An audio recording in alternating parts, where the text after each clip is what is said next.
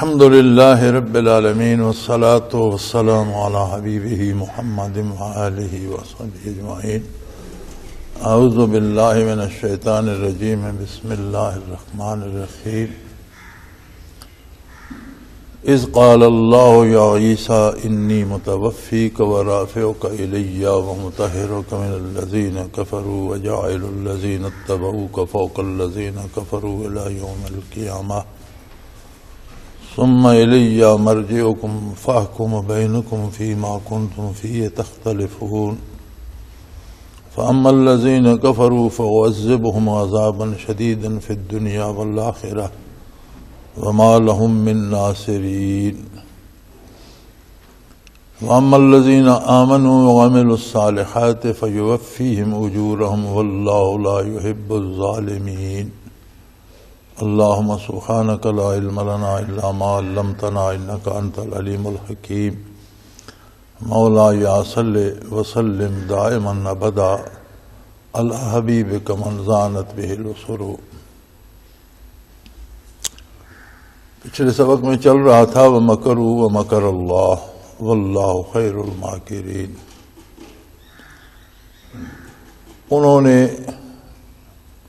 خفیہ تدبیر کی، یعنی یہود نے، وَمَكَرَ اللَّهُ، اور اللہ نے بھی تدبیر کی۔ مکر اردو میں بھی استعمال ہوتا ہے، لیکن اردو میں ہمیشہ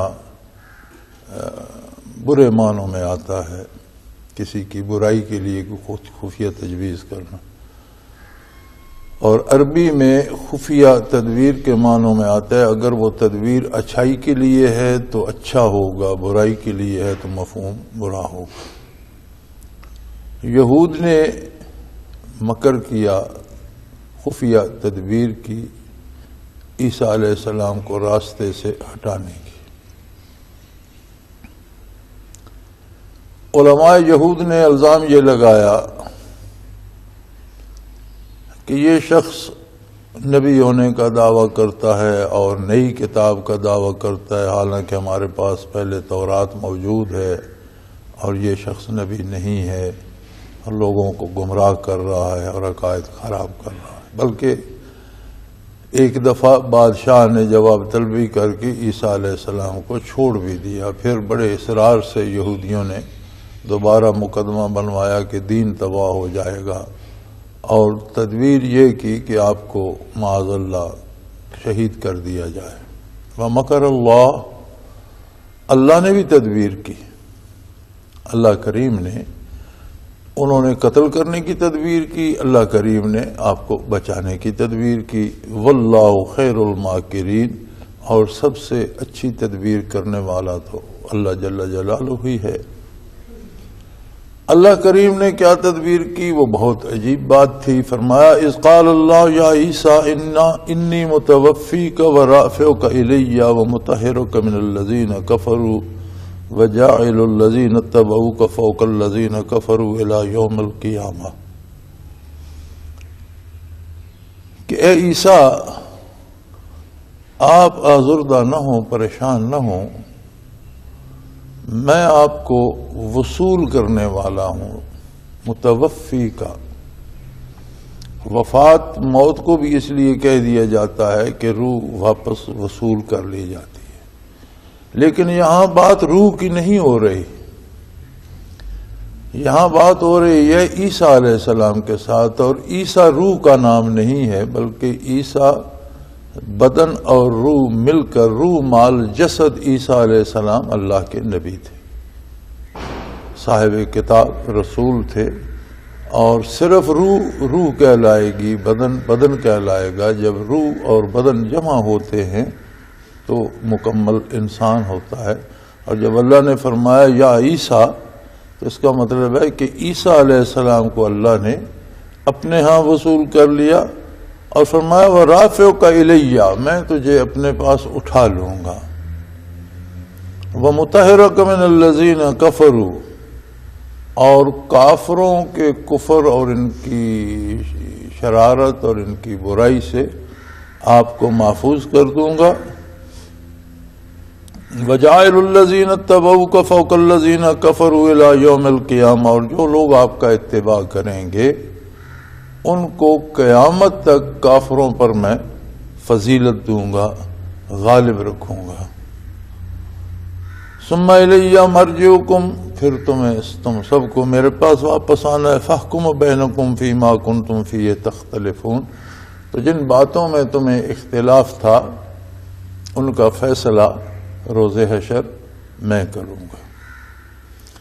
یہاں بہت سی باتیں گھڑی گئیں، اور خصوصاً جن لوگوں نے جھوٹے دعوی نبوت کیے انہوں نے باتیں گھڑیں، اور انہیں اس لیے گھڑنا پڑیں کہ حضور نبی کریم صلی اللہ علیہ وآلہ وسلم نے جو اس کا مفہوم ارشاد فرمایا وہ یہ تھا کہ عیسیٰ علیہ السلام کو اللہ کریم نے سلامت آسمانوں پر اٹھا لیا، اور جو شخص گرفتاری کے لیے اندر گیا تھا عیسیٰ علیہ السلام کو گرفتار کرنے کے لیے، اس کی شکل عیسیٰ علیہ السلام جیسی کر دی، سو یہودیوں نے اسے پکڑ کر صلیب پر لٹکا دیا، لیکن اللہ نے فرمایا ما قتلوہ وما صلبوہ، یقیناً انہوں نے عیسیٰ علیہ السلام کو قتل نہیں کیا اور نہ انہیں صلیب پر لٹکا سکے۔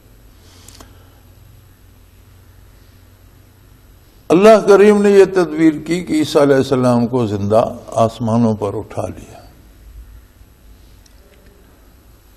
اب کسی کے نبی ہونے کے لیے عیسیٰ علیہ السلام کا زندہ رہنا یا مر جانا ضروری نہیں ہے۔ انہوں نے تو کوشش یہ کی، چونکہ حضور نے بشارت دی تھی کہ آخر زمانہ میں عیسیٰ علیہ السلام پھر آسمانوں سے نزول فرمائیں گے، زمین پر تشریف لائیں گے، جہاد کریں گے، شادی کریں گے، زمین پہ آباد رہیں گے، اور تبھی موت سے فوت ہوں گے، اور فرمایا اور میرے روضہ مبارک میں دفن ہوں گے۔ ایک حدیث میں حضور نے فرمایا کہ ابو بکر و عمر اس طرح اٹھیں گے قیامت کو کہ ایک طرف میں ہوں گا اور دوسری طرف عیسیٰ علیہ السلام ہوں گے، اور درمیان میں یہ دونوں ہوں گے۔ اور اللہ کی شان ہے کہ حضور کے وصال کے بعد سیدنا ابو بکر صدیق رضی اللہ عنہ کو یہ شرف نصیب ہوا کہ روضہ اطہر میں جگہ ملی، سیدنا فاروق اعظم رضی اللہ تعالیٰ عنہ کو یہ شرف نصیب ہوا کہ روضہ اطہر میں جگہ ملی، اور حجرہ مبارک جو روضہ اطہر میں تبدیل کیا گیا یہ حضرت عائشہ رضی اللہ تعالیٰ عنہ کا حجرہ مبارک تھا، اور ایک قبر کی جگہ اس میں باقی تھی۔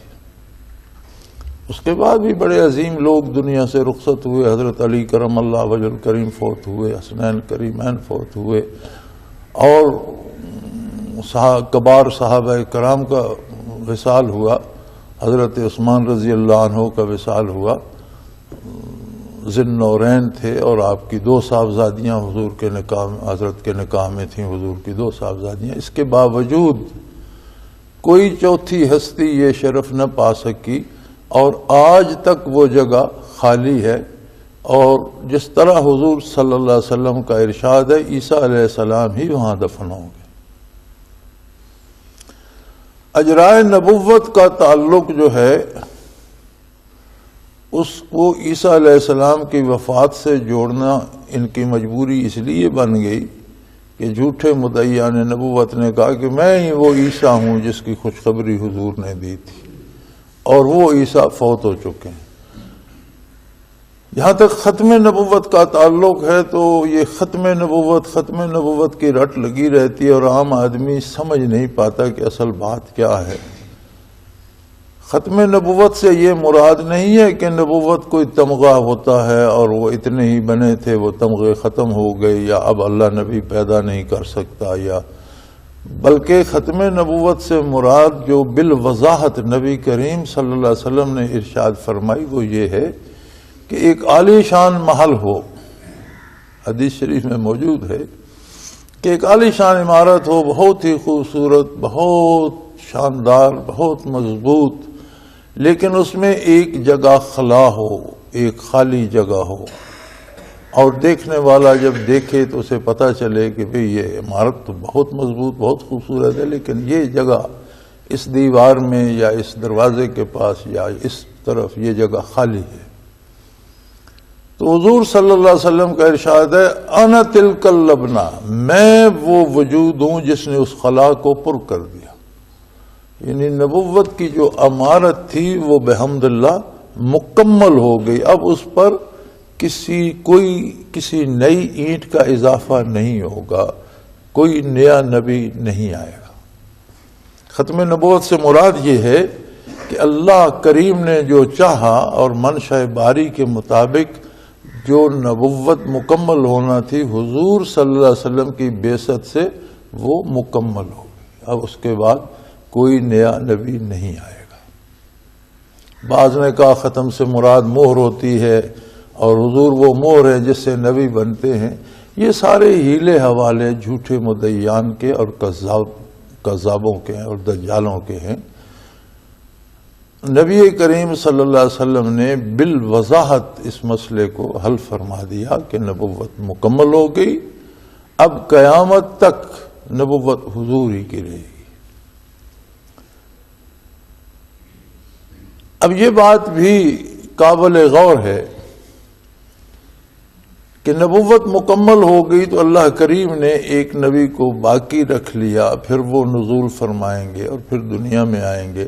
اور عجیب بات یہ ہے کہ خود صاحب کتاب نبی ہیں لیکن اپنی کتاب کا پرچار نہیں کریں گے، اس پر عمل کی دعوت نہیں دیں گے، اس کے احکام منسوخ ہو چکے. قرآن کریم پر عمل کی دعوت دیں گے جو ابدی اور دائمی کتاب ہے اپنے نزول سے ہمیشہ کے لیے. اس میں کیا حکمت ہے؟ بے شمار حکمتیں ہوں گی.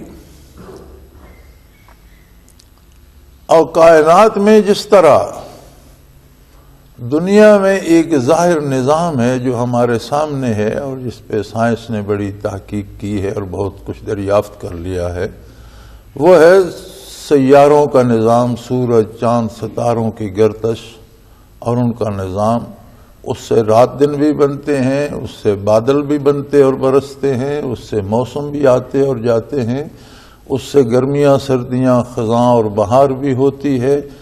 اور انہی ستاروں کی گردش سے سورج کی تمازت سے بیج اگتے ہیں، پھل پودے اگتے بڑھتے ہیں، پکتے ہیں، ان میں مٹھاس پڑتی ہے. کہیں کسی ستارے کا اثر ہے، کہیں کسی چاند کا، سورج کا. تو یہ جو سیارگان ہیں یہ صرف روشنی اور گرمی یا روشنی نہیں دیتے بلکہ کائنات کے نظام میں انہیں اللہ کریم نے بہت بڑا دخل دیا ہے.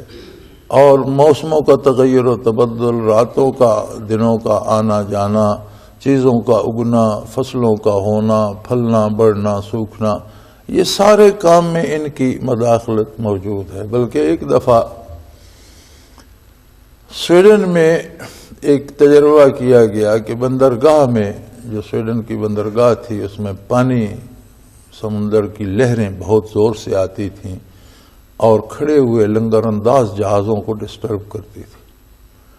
تو انہوں نے ایک تدبیر کی کہ سمندر میں ہٹ کر ایک ایسی دیوار بنا دی جائے جس سے آگے یہ لہریں نہ آ سکیں اور یہ پانی پرسکون رہے. اور وہ دیوار بنا دی گئی. لیکن عجیب بات یہ ہوئی کہ جب وہ دیوار بن گئی تو دیوار کے اندر جو مچھلیاں رہ گئیں وہ مرنے لگ گئیں اور ختم ہونے لگ گئیں. اب اس پہ ایک نیا سوال پیدا ہوا. تو پتہ یہ چلا کہ یہ جو لہریں اٹھتی ہیں، اور عجیب بات یہ ہے کہ چاند کے بڑھنے گھٹنے کے ساتھ سمندر میں بھی مد و جزر ہوتا ہے. تو جہاں وہ مد و جزر نہیں پہنچتا وہاں جو نیچے کا گہرائی کا پانی ہے اس میں آکسیجن کی وہ مقدار نہیں رہتی کہ اس میں مچھلیاں زندہ رہ سکیں. تو یہ جو مد و جزر ہوتا ہے یہ پانی کو الٹ پلٹ کرتا رہتا ہے. جو اوپر کا پانی ہوتا ہے اس میں آکسیجن زیادہ ہوتی ہے، جو نیچے ہوتا ہے اس میں چونکہ جاندار ہوتے ہیں وہ استعمال کرتے ہیں، وہ کم ہوتی رہتی ہے. تو نیچے والا اوپر آ جاتا ہے ان لہروں کے ساتھ، اوپر والا نیچے چلا جاتا ہے. تو ایک اس میں برابر آکسیجن رہتی ہے جس میں سمندری حیات زندہ رہتی ہے. تو جب وہ دیوار بن گئی تو اس کے اندر جو مچھلیاں تھیں وہ آہستہ آہستہ بیمار ہو کر مرنے لگ گئیں کہ آکسیجن کم ہو گئی. تو یہ اللہ کریم کے اپنے نظام ہے. اب چاند کی اس مدوجہ اس طلوع و غروب اور اس کے بڑھنے گھٹنے کے ساتھ سمندری لہروں میں مدوجزر اٹھتا ہے اور پورے سمندر میں ہیجان آتا ہے. اوپر کا پانی نیچے چلا جاتا ہے, نیچے کا اوپر آ جاتا ہے, تو اس میں آکسیجن کا لیول جو ہے یا سطح جو ہے وہ برابر رہتی. اب چاند کو اس کی خبر نہیں کہ میرے وجود کے ساتھ قدرت نے کیا کیا وابستہ کر دیا. اسی طرح سورج کے ساتھ کتنی چیزیں وابستہ ہیں, لیکن خود سورج کو اس کی خبر نہیں, اور خبر ہونا ضروری بھی نہیں. یہ اس کا اپنا کام ہے کہ کس سے کیا کام لے رہا ہے. اسی طرح نوع انسانی میں انبیاء جب آتے ہیں تو زمانہ دنیا پہ انبیاء سے خالی نہیں رہتا. کوئی نہ کوئی نبی کو ماننے والا باقی رہ جاتا ہے. اور دنیا میں اگر کوئی بھی شخص جب نبی کو ماننے والا نہیں رہے گا, نور نبوت نہیں رہے گا, قیامت آ جائے. حضرت سلمان فارسی رضی اللہ تعالی عنہ کی زندگی تلاش حق میں گزری, اور آپ کافی زندگی گزار کر حضور نبی کریم صلی اللہ علیہ وسلم کی خدمت عالی میں پہنچے. آپ کی زندگی گھر سے نکل کر حضور صلی اللہ علیہ وسلم تک پہنچنے تک بے شمار مصائب سے بھری پڑی ہے, اور بے شمار تکلیفیں آپ نے راہ حق میں اور تلاش حق میں برداشت کی. انہی کی حیات کا ایک واقعہ انہی کی سوانے میں جو لکھا گیا ہے وہ یہ ہے کہ ایک دفعہ وہ چلتے چلتے بحیرہ راہب کے اس میں پہنچے, ٹھکانے پر جہاں وہ راہب رہتا تھا, اور جس نے حضور نبی کریم صلی اللہ علیہ وسلم کے بارے بھی پیش گوئی کی تھی. ضعیف العمر آدمی تھا اور ساری عمر اس نے صومعہ میں گزار دی. بالا خانے پہ رہتا تھا, اس کے شاگرد اور خلیفے نیچے عبادت کراتے تھے. وہ سال میں ایک دفعہ ایک دن لوگوں سے ملتا تھا. تو حضرت سلمان رضی اللہ تعالیٰ عنہ جب وہاں پہنچے تو اس دن کا انتظار کرتے رہے. تو جب اس سے ان کی ملاقات ہوئی تو انہوں نے پوچھا کہ میں تو حق کی تلاش میں ہوں, اور آپ اللہ کے برگزیدہ بندے ہیں اور رات دن اللہ اللہ ہی کرتے ہیں, تو آپ مجھے میری رہنمائی فرمائیے. تو اس نے کہا کہ حق یہ ہے کہ میرے پاس بھی حق نہیں ہے, حق گم ہو چکا ہے, ہماری کتابوں میں بھی تحریف ہو چکی ہے, اور میں خود حق کا متلاشی ہوں. لیکن ہماری کتاب میں جو پیش گوئی موجود ہے کہ اللہ کا آخری نبی مبعوث ہوگا, تو میرے اندازے کے مطابق وہ وادی بطحا میں مبعوث ہوگا, اور تم اگر چاہو تو اس طرف سفر کرو, اور اگر تمہیں پتہ چلے اس کے مبعوث ہونے کا تو مجھے بھی خبر کرنا. آپ وہاں سے جب اس طرف کو نکلے تو راستے میں وہ فرماتے ہیں کہ ایک ویرانے میں ایک شخص رہتا تھا جس کے پاس 2-4 بکریاں تھیں اور تنہا جنگل میں رہتا تھا. کبھی کبھی لوگ آتے, اس کی زیارت کرتے اور مڑ کے چلے جاتے, لیکن وہ کسی سے بات نہیں کرتا تھا. تو حضرت سلمان رضی اللہ تعالیٰ عنہ جب وہاں پہنچے تو وہاں انہوں نے ڈیرے ڈال دیے.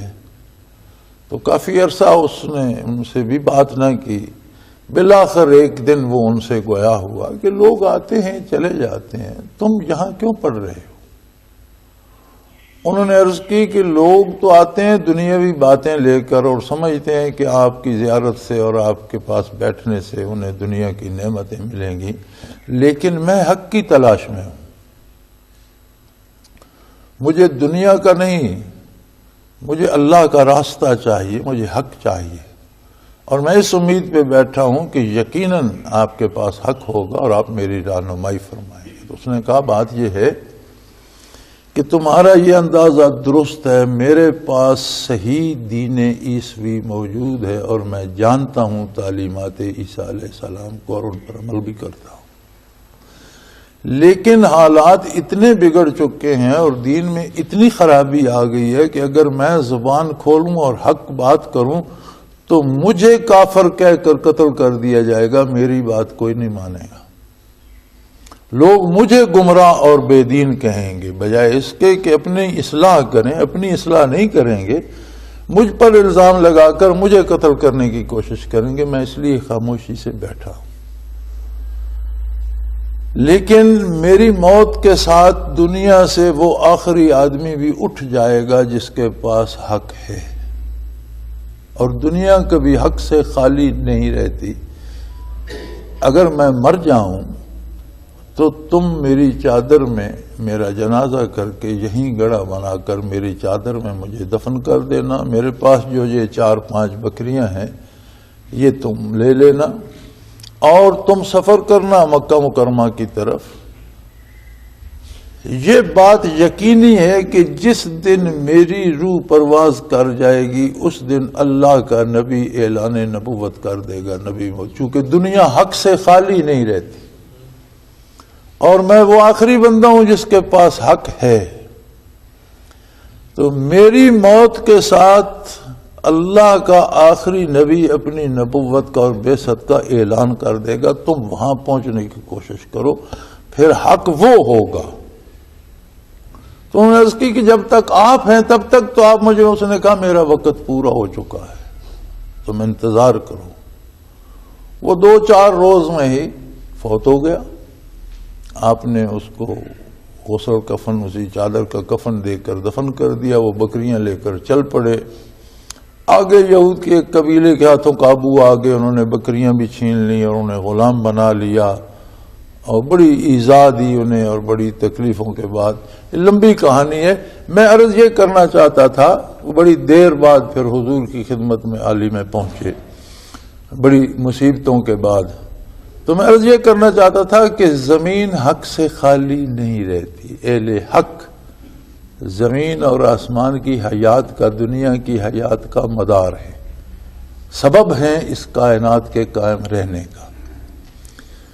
لیکن ہوتا یہ ہے کہ جب ایقاق حق کیا جاتا ہے تو وہ لوگ جو دین کو پیشہ بنا لیتے ہیں، کچھ لوگ ایسے ہوتے ہیں، اصطلاح ہے نا علماء حق اور علماء سو۔ علماء سو کیا ہوتا ہے؟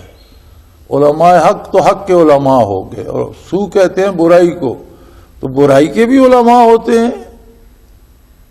علماء تو وہ ہوتے ہیں جو دینی تعلیم حاصل کرتے ہیں، تو پھر وہ برائی کے علماء کیسے ہو گئے؟ برائی کے علماء ویسے بن جاتے ہیں کہ اس دین کے علم کو ہی وہ ذریعہ معاش بنا اور اسے بیچتے ہیں، حق و ناحق فتوے بیچتے ہیں، سچ اور جھوٹ بیچتے ہیں، بدعات اور رسومات جاری کرتے ہیں، اور غلط سلط ان کے جواز تلاش کرتے رہتے ہیں، انہیں کہتے ہیں علماء سو۔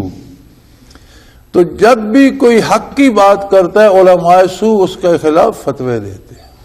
جیسے ہمارے زمانے میں ہے کہ جو حق کی بات کرے اسے وہابی کہہ دو۔ اب یہ ایسا الزام ہے کہ کوئی شخص ساری عمر ڈاکے کرتا رہے اسے کوئی وہابی نہیں کہتا، ڈاکو کہیں گے، وہابی نہیں کہیں گے۔ چوری کرتا رہے، قتل عام کرتا رہے، لوگ دہشت گردی کر رہے، بے گناہوں کو قتل کر رہے، کوئی انہیں وہابی نہیں کہتا۔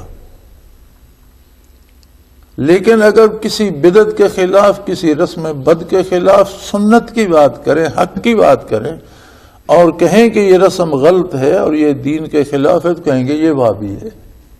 یعنی یہ ایسا جرم ہے کہ جو چور و چکے بدماش وہ سارے سنی کے سنی ہیں، وہ مسلمان کے مسلمان ہیں، اور جو دین حق کی بات اور رسومات کے خلاف بات کرے گا تو پیشہ ور مولوی جنہوں نے دین کو پیشہ سمجھ لیا، جن کا اور کوئی کاروبار نہیں، کوئی بزنس نہیں، کوئی ذمہ داری نہیں، کوئی ملازمت نہیں، کوئی ذریعہ آمدن نہیں، اسی دین کو اور فتووں کو بیچ کر اور رسومات کے ذریعے پیسے اکٹھے کر کے ارب پتی بنے ہوئے ہیں، وہ فوراً فتویٰ دے دیں گے یہ وہابی ہے۔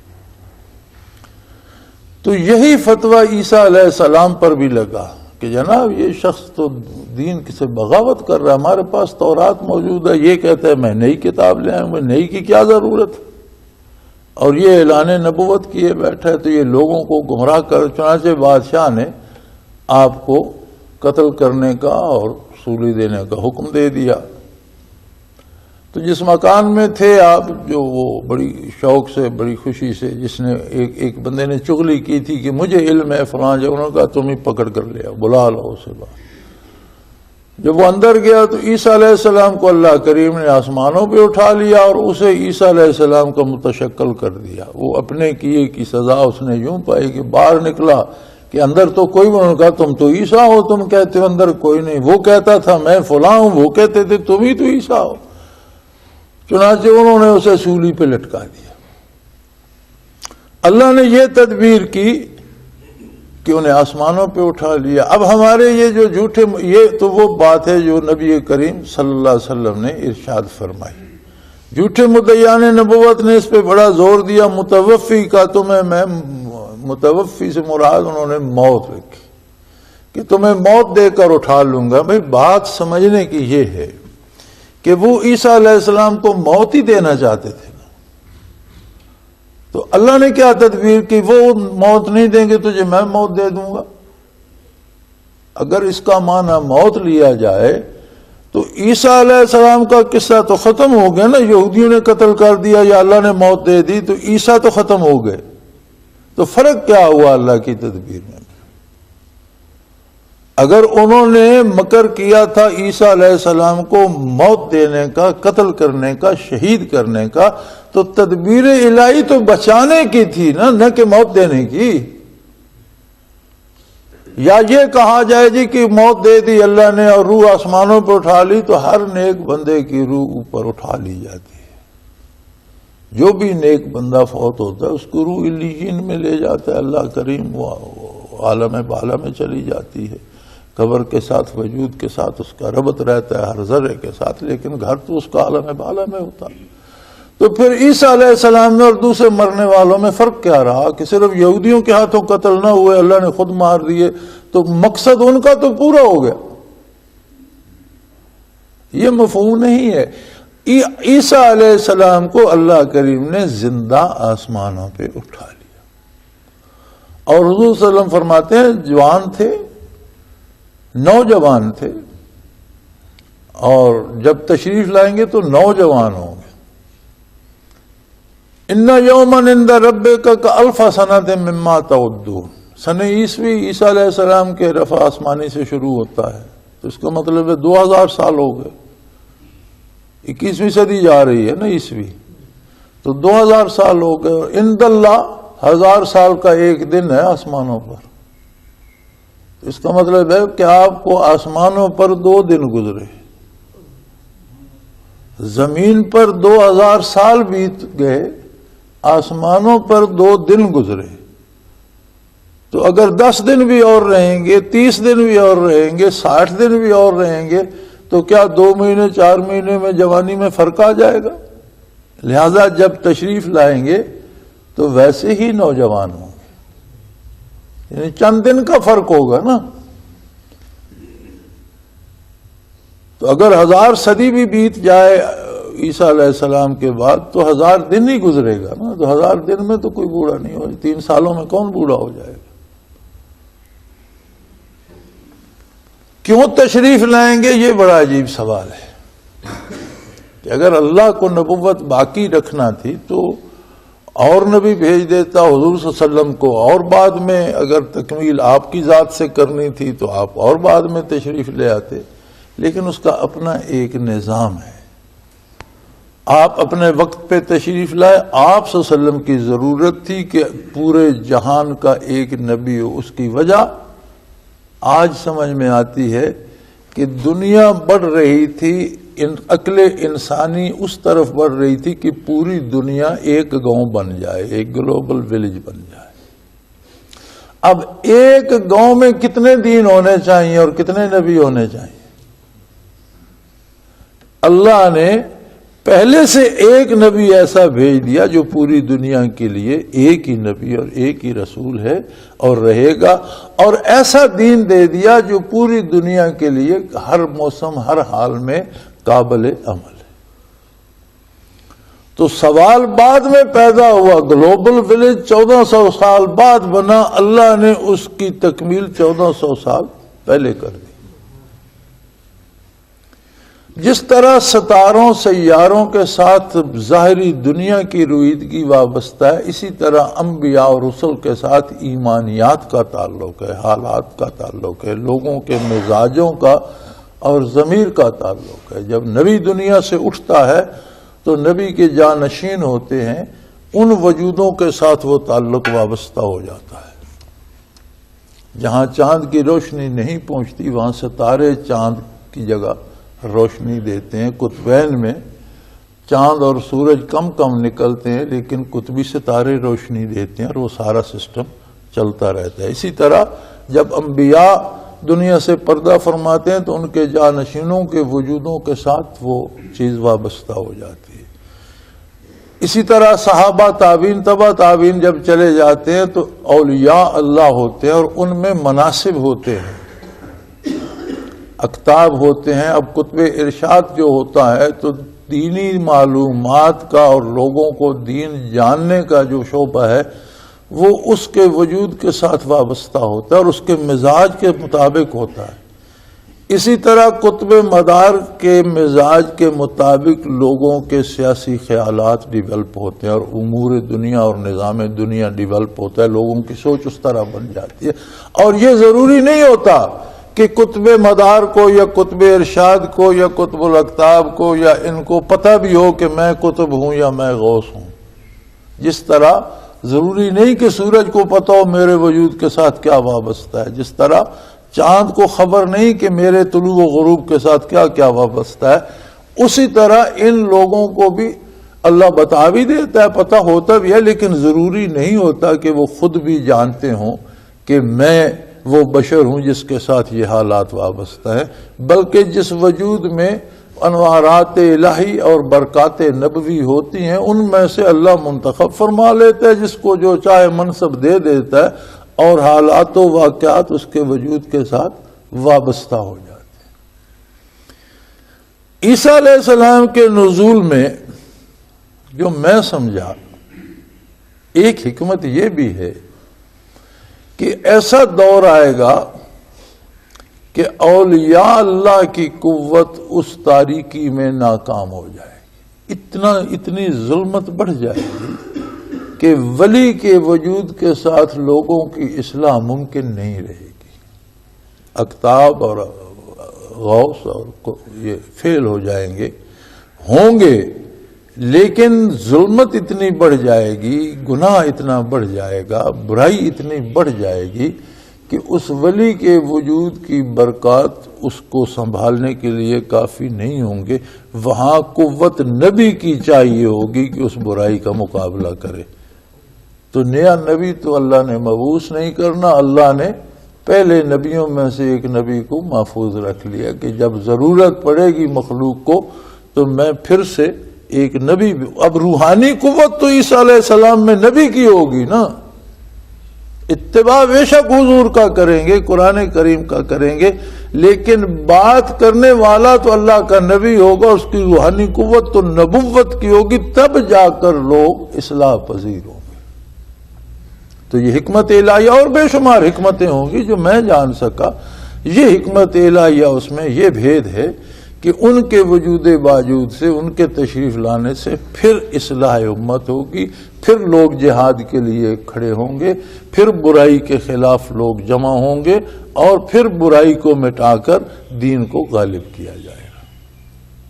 تو یہ اس میں یہ حکمت الہیہ۔ اب جن لوگوں کو یہ اصرار ہے جی عیسیٰ علیہ السلام تو فوت ہو گئے اور میں عیسیٰ ہوں، ذرا ان کی کارکردگی دیکھیں، تم نے دنیا میں کیا کمال کیا، کتنے لوگوں کی اصلاح کی، سوائے گمراہ کرنے کے اور برائی اور بدکاری میں لوگوں کو ملوث کرنے کے تم کیا کر سکے؟ سو فرمایا اذ قال اللہ یا عیسیٰ انی متوفی، اے عیسیٰ میں تمہیں سارے کا سارا وصول کر لوں گا، یہ تمہارا کچھ نہیں بگاڑ سکیں گے۔ اور اگر اس متوفی سے وصول مراد نہ لی جائے، موت مراد لی جائے، تو پھر اللہ نے کیا تدبیر کی؟ یہودیوں نے قتل نہ کیا، اللہ نے خود کر دیا۔ ہم ایک آدمی کو بچانا چاہتے ہیں تو اسے کہتے ہیں تجھے دشمن سے قتل نہیں ہونے دیتے لیکن ہم تجھے گولی مار دیں گے، تو اسے کیا ملا؟ وہ تو مر گیا۔ اسے دشمنوں نے مارا یا دوستوں نے مارا، وہ تو مر گیا۔ یہودی قتل کر دیتے یا اللہ موت دے دے تو کام تو وہی ہوا جو یہودی چاہتے تھے۔ یہ مراد نہیں ہے، مراد یہ ہے کہ تمہیں سلامت۔ اور عیسیٰ روح کا نام نہیں ہے، عیسیٰ جسم کا نام نہیں ہے۔ بندہ جب مر جاتا ہے، روح الگ ہو جاتی ہے، تو کیوں آپ اسے میت کہتے ہیں؟ کیوں آپ اسے ڈیڈ باڈی کہتے ہیں؟ کیوں آپ اسے صرف جسد کہتے ہیں؟ آپ نے کبھی نام لے کر بتایا ہے کہ فلاں بندے کو ہم نے، تو آپ کہتے ہیں فلاں کی باڈی پہنچی، فلاں کا وجود یہاں پر۔ وجود الگ شے ہے، روح الگ شے ہے۔ جب دونوں جمع ہوتے ہیں تو مکمل انسان ہوتا ہے۔ عیسیٰ روح مال جسد کا نام ہے، جسم اور روح دونوں ملے ہوئے ہیں تو ان کا نام عیسیٰ علیہ السلام ہے۔ روح الگ ہوگی تو عیسیٰ علیہ السلام کی روح ہوگی، بدن الگ ہوگا تو عیسیٰ علیہ السلام کا بدن ہوگا، عیسیٰ نہیں ہوگا۔ تو اللہ نے آپ کو زندہ وصول کر لیا، وَرَافِعُكَ إِلَيَّ، اپنے طرف آسمانوں پر اٹھا لیا، وَمُطَهِّرُكَ مِنَ الَّذِينَ كَفَرُوا، اور ان کافروں کے تمام جو رذیل خیالات ہیں ان سے آپ کو پاک کر دوں گا، اور آپ کے اتباع کرنے والوں کو قیامت تک کافروں پر فضیلت دوں گا۔ اور الحمدللہ آج بھی دونوں اعتبار سے یہ فضیلت قائم ہے، چونکہ عیسیٰ علیہ السلام کو ماننے والے تب تک رہے جب تک حضور مبعوث نہیں ہوئے۔ جب حضور مبعوث ہو گئے تو عیسیٰ علیہ السلام نے بھی آپ صلی اللہ علیہ وسلم کے آنے کی خبر بھی دی تھی اور حضور پر ایمان لانے کی تلقین بھی کی تھی۔ تو جس نے حضور کو نہیں مانا وہ عیسیٰ علیہ السلام کے ماننے والوں میں بھی نہ رہا۔ اور حضور کے زمانے سے لے کر قیامت تک ان لوگوں کو معتبر و معزز رکھنے کا وعدہ اللہ نے کیا اور غالب رکھنے کا وعدہ کیا جو اتباع کریں گے اس وقت عیسیٰ علیہ السلام کا اور پھر آقا نامدار صلی اللہ علیہ وسلم کا۔ جو متبعین رسالت پناہ ہیں وہ کبھی مغلوب نہیں ہوتے۔ دنیا میں جتنی بظاہر بڑی طاقتیں ہیں وہ ان کو خاطر میں نہیں لاتے، ان کا وہ کچھ نہیں بگاڑ سکتی۔ جو ان کے ہاتھوں ذلیل و رسوا ہوتے ہیں وہ لوگ ہوتے ہیں جو حضور کا اتباع چھوڑ کر ان کی مشابہت اختیار کرتے ہیں، ان کے رسومات اپناتے ہیں، ان کے رواجات اپناتے ہیں۔ آپ کہتے ہیں مسلمان رسوا ہو رہے ہیں، مسلمان رسوا نہیں ہوتا۔ رسوا وہ ہوتے ہیں جو ان جیسا بننے کی کوشش کرتے ہیں۔ اگر مسلمان رسوا ہوتے تو طالبان کا وجود مٹ گیا ہوتا۔ وہ حضور کے متبعین ہیں، دنیا بھر کی طاقتوں نے سارا زور لگا لیا، آج پھر رو رہے ہیں کہ جی وہ تو ہم سے زمین چھین رہے ہیں۔ وہ مسئلہ تو ان سے حل نہیں ہو رہا۔ ایک ایک فرد جہاں اللہ کا اور اللہ کے رسول کا اتباع کرنے والا اور اللہ کو ماننے والا بیٹھے، وہ اپنی جگہ اس کا ایک جہان آباد ہے، دنیا کی کوئی کافر طاقت اس کا کچھ نہیں بگاڑ سکتی۔ اور جو ان کی غلامی میں لگے ہوئے وہ خواہ حکمران ہیں، بادشاہ بھی ہوں تو ذلیل ہیں، رسوا ہیں، اور انہیں ذلیل ہونا چاہیے، کیونکہ یہاں وعدہ متبعین سے ہے۔ جو اتباع رسالت چھوڑ دیتے وہ ذلیل ہوتے ہیں تو کیا فرق پڑتا ہے؟ اللہ کو کیا فرق پڑتا ہے؟ اس نے وعدہ تو کیا ہے اپنے نبی کے ماننے والوں کے ساتھ۔ تو جو لوگ نبی کا اتباع چھوڑ کر یہودیوں اور عیسائیوں کی پیروی اختیار کرتے ہیں، ان کی رسومات اپناتے ہیں، ان جیسے رواجات اپناتے ہیں اور انہی جیسا بن کر رہنا چاہتے ہیں، وہ ذلیل ہوتے ہیں، انہیں ذلیل ہونا چاہیے۔ کیونکہ وعدہ الہی یہ ہے وَجَاعِلُ الَّذِينَ اتَّبَعُوكَ، جو تیرا اتباع کریں گے انہیں ہمیشہ میں کافروں پر غالب رکھوں گا قیامت تک۔ آپ دیکھ لیجئے کہ دنیا میں دو چیزیں ہوتی ہیں، ایک ہوتا ہے ذاتی وقار، عزت و آبرو۔ دنیا میں کس کے پاس ہے؟ سوائے اس شخص کے جو حضور کا غلام ہے، کسی کے پاس عزت نہیں بچی۔ دنیا کی بڑی طاقت ہے امریکہ، اور امریکہ کے صدور بڑا زور لگاتے ہیں ڈرگز کو روکنے کے لیے، لیکن میں نے دیکھا ہے کہ یہ جانے والا صدر جو امریکہ کا تھا اس کی ایک ہی بیٹی تھی اور وہ ڈرگ استعمال کرتی۔ اس سے زیادہ ضلالت کیا ہوگی کہ امریکہ کا صدر جو ہے اس کا اپنی اولاد پر بھی کوئی کنٹرول نہ ہو اور وہ بھی چرسی اور وہ بھی ہو افیمی اور ہیرون کھانے کی عادی اور ٹیکے لگانے کی عادی ہو، تو اس سے زیادہ ضلالت کیا ہوگی؟ آج اگر عزت و آبرو ہے تو اللہ کے بندوں کے پاس اور حضور کے غلاموں کے پاس ہے۔ رہا اقتدار تو ان کے پاس ہمیشہ اقتدار ان کے قدموں میں رہتا ہے، اقتدار ان کا غلام ہوتا ہے، کسی مقتدر کی انہیں پرواہ نہیں ہوتی، اقتدار ان کی جوتیوں میں رلتا رہتا ہے، وہ کسی کے غلام نہیں ہوتے۔ اور اقتدار کیا ہوتا ہے؟ اگر وہ بندے کو کسی ملک کی ریاست کا صدر بھی بنا دیا جائے لیکن وہ اپنی مرضی سے فیصلے نہ کر سکے تو کیا ہے اس کے پاس اقتدار؟ اگر حکومت ملنے کے بعد بھی اس نے غلامی کرنی ہے تو نام کا حکمران ہے نا، اصل میں تو غلام ہے۔ اور جو متبعین رسالت پناہ ہوتے ہیں وہ کسی کے غلام نہیں ہوتے، وہ صرف محمد الرسول اللہ کی غلامی کرتے ہیں۔ تو جہاں تک میں مانتا ہوں عزت و وقار بھی انہی کے پاس ہوتا ہے اور اقتدار بھی انہی کے پاس ہوتا ہے جو محمد الرسول اللہ کے غلام ہوتے ہیں۔ اور انشاءاللہ یہ دنیاوی حالات ان میں تلک الایام نداولها بین الناس، یہ چلتے پھرتے رہتے ہیں، ہمیشہ حق باقی رہے گا، غلبہ اسلام ہی کا رہے گا اور بظاہر بھی اسلام ہی غالب آئے گا۔ اگر رات گہری ہو گئی ہے تو اس کا مطلب ہے کہ یہ طلوع فجر کی نوید ہے۔ جب اندھیرا بہت بڑھ جاتا ہے نا اس وقت سحر طلوع ہونے لگتی ہے۔